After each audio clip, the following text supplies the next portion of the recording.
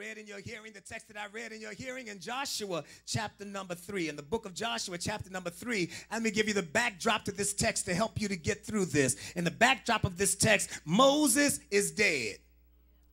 And Joshua has suddenly become a person in position that he was not expecting to be in.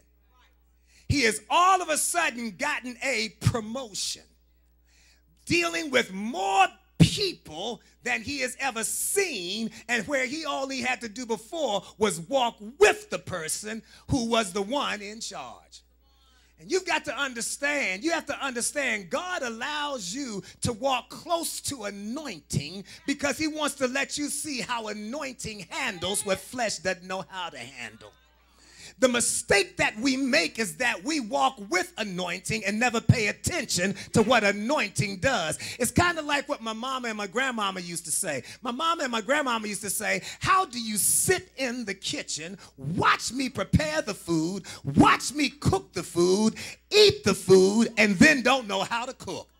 It is because many of us make it our business to be in an environment but never learn what we're supposed to learn from the environment, because we always think that the person that's handling the environment is going to always be there to handle it for us. And therefore, we don't do what we have to do because we are now hanging on to somebody, being breastfed, because we never think that we're going to ever grow enough teeth to have to eat for ourselves.